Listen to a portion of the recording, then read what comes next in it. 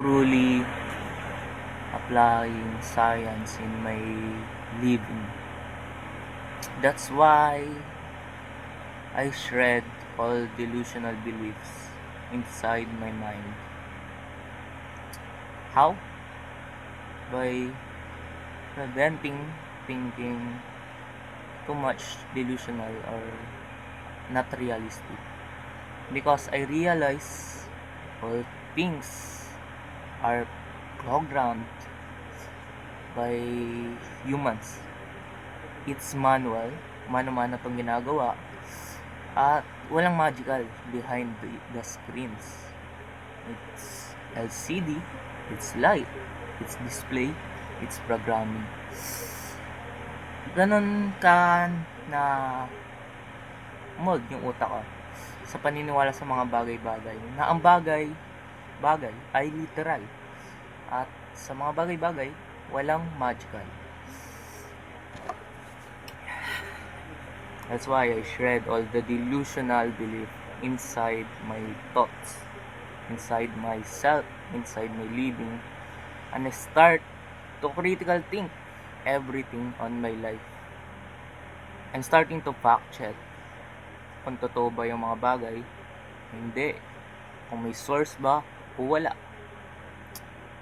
As a person na nag-aral sa academic, tinuro sa amin na i-identify muna yung news. Kung totoo ba to, galing ba to sa valid na source, kung ito ba yung nakapasa sa scientific method. Tinuro sa amin na huwag maniwala kaagad ng basta-basta. At tingnan yung source lagi sa mga news na nababasa. Kasi pwedeng mabiktima ng fake news, phishing, ano pa ba yan? Isang natutunan ko. May tawag din eh. Nagsisimula sa P. Fraud or Nigeria.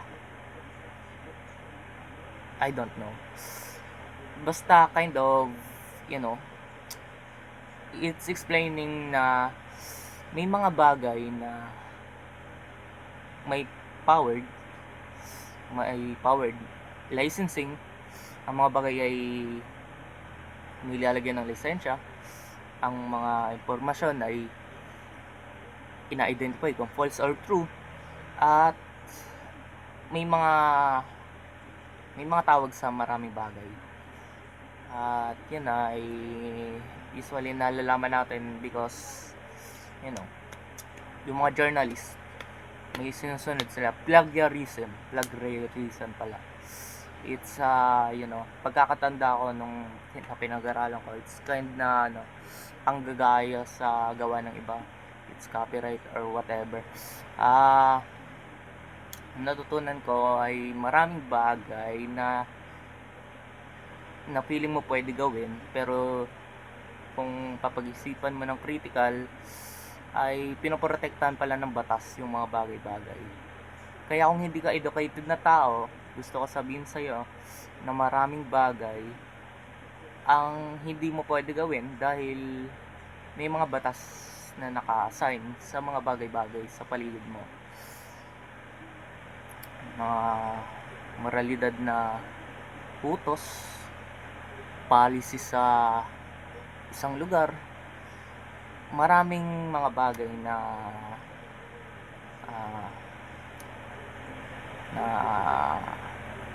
publicly na pinoprocess ng mga tao at binibigyan ng meaningful na mga pagpapahalaga. Basta may mga bagay na hindi mo pwede sirain, may mga bagay na may mga batas na dapat sundin, may mga batas na hindi pwedeng galawin, may mga bagay na hindi ka pwedeng gawin basta-basta it's a part of batas. May mga batas din sa mga libro, sa pagka-copyright ng libro, may mga batas din. May mga batas din pagdating sa mga news, at mga batas sa it just challenge my mind to think na academic is a complex thing. Uh, it's not just yaps of insane huge letters. Hindi lang yan insane huge letters, but may mga meaning yung mga yon, at sobrang dami nun, at pinoprotektahan ng mga words na yon. May mga power yung mga words na yon, na pag binasa mo ay informative at makapangyarihan yung mga words, kasi pinapalaga ng batas yon. At isa lang ma-violate mo sa policy dahil hindi mo binasa, pwedeng mapahama ka, pwedeng dahil in-accept mo yung policy, pwedeng magkaroon ng epekto yun sa'yo pag violate mo yun. Anyway, just make me think na hindi lahat ng bagay ay delusional, magic, like childhood, imaginary. You know, I don't believe in imaginations now. I don't believe in imaginary things now. I'm more on real things now. Iniisip ko na hindi sila nag-imagine para ma-drawing yung dinrawing nila. Pinag-aralan nila kung paano i-drawing yun. Pinag-aralan nila kung paano magpinta.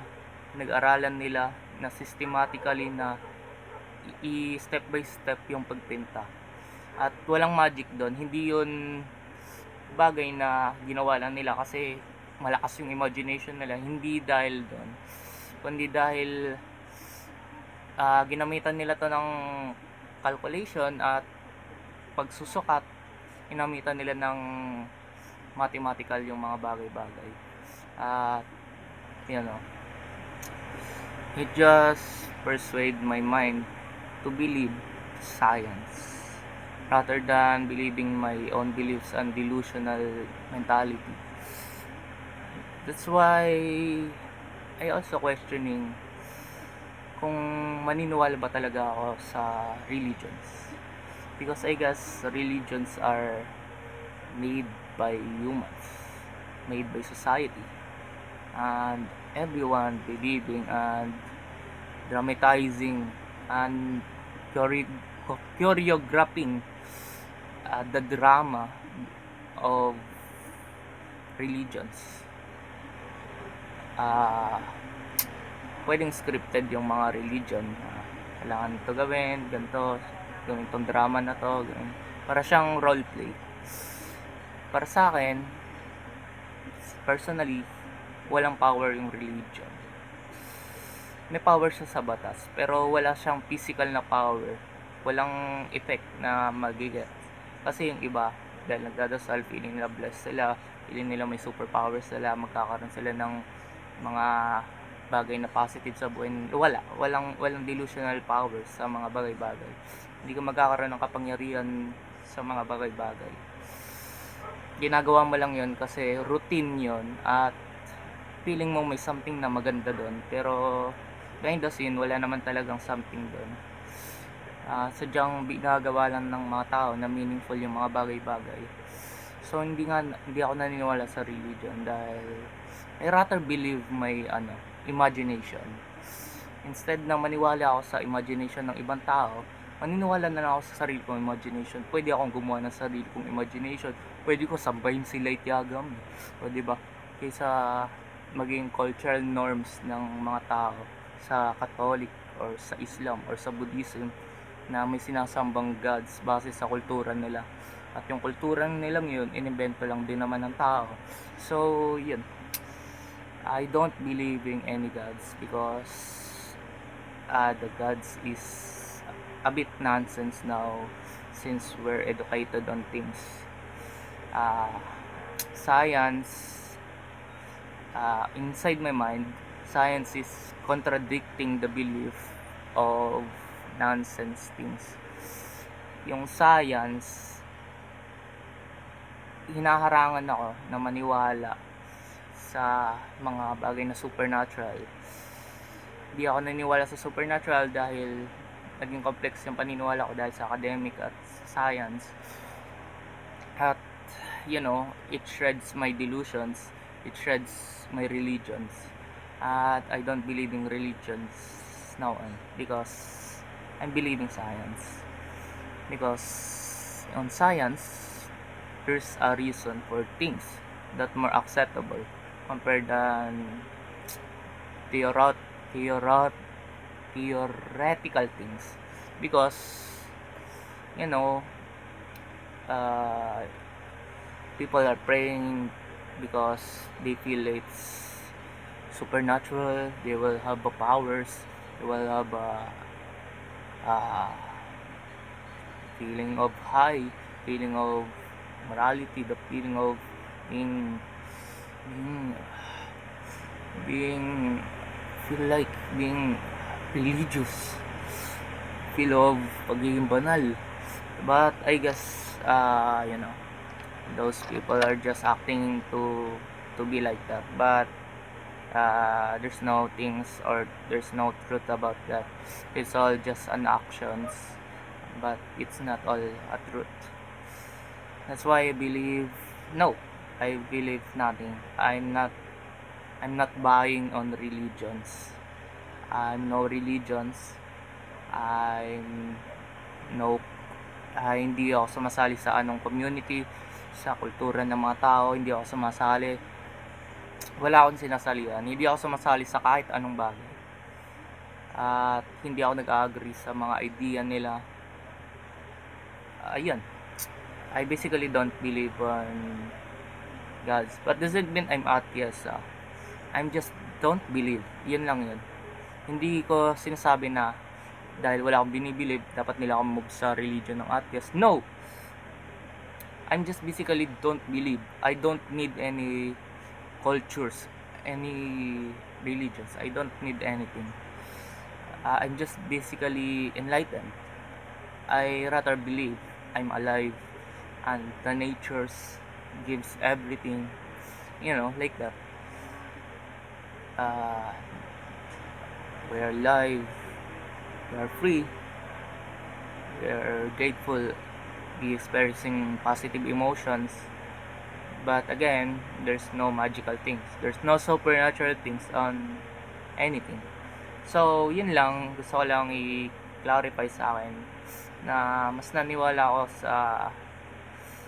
sa pag-analyze muna bago at pag-unawa sa realidad bago na maniwala sa mga delusional na bagay o supernatural.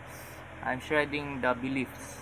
That's why I don't believe anything, any gods, all those Greek gods of Americans. I don't believe all their gods. Dinala lang na Espanyol yung Catholicism dito sa Pilipinas. I don't believe those foreign beliefs. I don't believe all of this. So, yun lang. Just to clarify to myself kung bakit hindi ako naniniwala. Like, comment, at subscribe kung gusto mo pa marinig yung opinion ko at mga podcast. So, yun lang. Bye.